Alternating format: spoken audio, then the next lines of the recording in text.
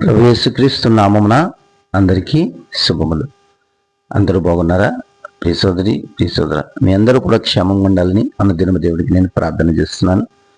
నా కొరకు, నా కుటుంబం కొరకు, ఈ పరిచర్య కొరకు ప్రార్థిస్తున్న మీ అందరికీ కూడా కృపా సమాధానము కలుగునుగాక. ఆమేన్.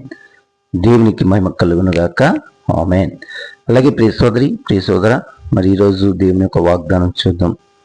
ఈరోజు దేవుడు ఇస్తున్న వాగ్దానం ఏంటంటే, నాకును నిన్ను అత్యధికంగా అభివృద్ధిని కలుగజేస్తానంటున్నాడు. ఆమేన్ అనండి. ఆమేన్.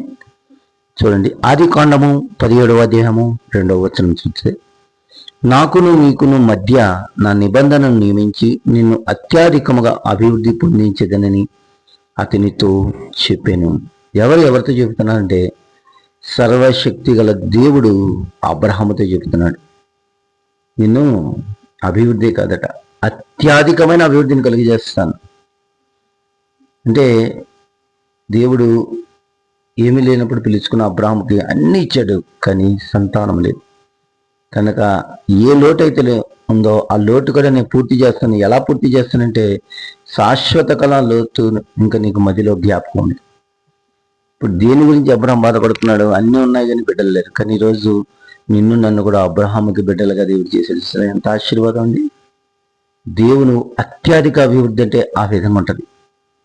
ఇక్కడ అబ్రహాముతో చెప్తున్నాడు. అయితే అక్కడ ఒక కండిషన్ ఏంటంటే, ఇక్కడ చూడండి, 2వ వచనం 1వ వచనం ఉంటుంది. ఏటట, నేను సర్వశక్తి గల దేవుడను, నా సన్నిధిలో నడుచుచు నిందారహితుడివై ఉండుము. దేవుని సన్నిధిలో ఎలా ఉండాలి? నిందారహితుడై నడుచుకుంటే, ఆయన సన్నిధికి దూరం కాకుండా, ఆయన సన్నిధిలో ఒక కమిట్మెంట్ ఏదైతే సమర్పణని కలిగి ఉందో ఆ సమర్పణ కొనసాగిస్తుంటే అండి, ఖచ్చితంగా దేవుడు ఒకానొక టైం ఇస్తున్నాడు, నిన్ను అత్యధికంగా అభివృద్ధి పరుస్తానని దేవుడు మాటిస్తున్నాడు. వాగ్దానం ద్వారా తన శక్తి, తన వాగ్దానం ద్వారా మనకు భరోసాని ఇంకా దేవుడు బలపరుస్తున్నాడు. మన ఆత్మీయ అర్థంలో తీసుకోవాల్సింది ఏంటంటే, విశ్వాసులకు దేవుని సన్నిధిలో నడవడం ద్వారా, నిబంధనలకు కట్టుబడి ఉండడం ద్వారా, మన కలిగిన సమర్పణ మనం కొనసాగించడం ద్వారా కొన్ని ఇబ్బందులు, ఇరుకులు, అడ్డుల ఆటంకాలు రావచ్చు.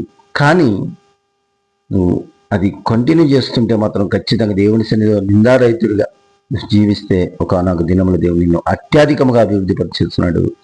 ఆశీర్వాదాలు ఖచ్చితంగా నిన్ను అనుగ్రహిస్తాడని వాగ్దానం ద్వారా దేవుడు బలపరుస్తున్నాడు.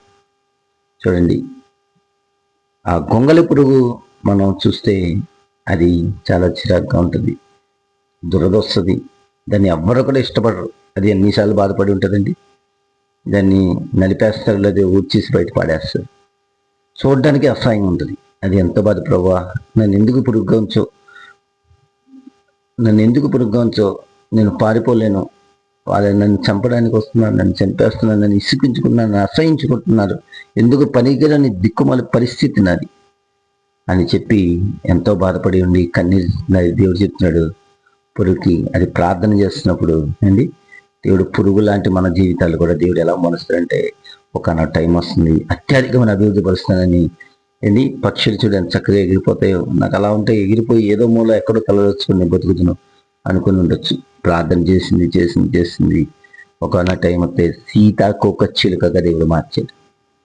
ఇప్పుడు అందరికీ కావాలి, కానీ అది ఎగురుతూ ఎంతో సంతోషంగా ఏంటి, సీతాకోక చిలుక అంటే ప్రతి ఒక్కరు కూడా ఇష్టపడే విధంగా దేవుడు దాన్ని మార్చేశాడు. అందరు అసహించుకునే స్థితి నుంచి దేవుడు అందరు ఇష్టపడే స్థితికి మార్చేశాడు. అమ్మాయి ఎప్పుడు ఆయన వాగ్దానం నెరవేరుస్తాడు. నమ్మదగిన వాడు మన దేవుడు, మాట ఇచ్చినవాడు నమ్మదగినవాడు. నువ్వు ఉన్నటువంటి ఇబ్బందులు, బాధలు, ఆర్థిక పరిస్థితులు, మరొకటి ఏదైనా సరే ఖచ్చితంగా దేవుడి సన్నిధిలో నిందారహితుడిగా జీవించు. దేవుడి నిన్ను అత్యధికమైన అభివృద్ధిని కలుగజేస్తాడు. ఇది సత్యం. మాట ఇచ్చినవాడు సర్వలోక సృష్టికర్త, సర్వశక్తి గల దేవుడు.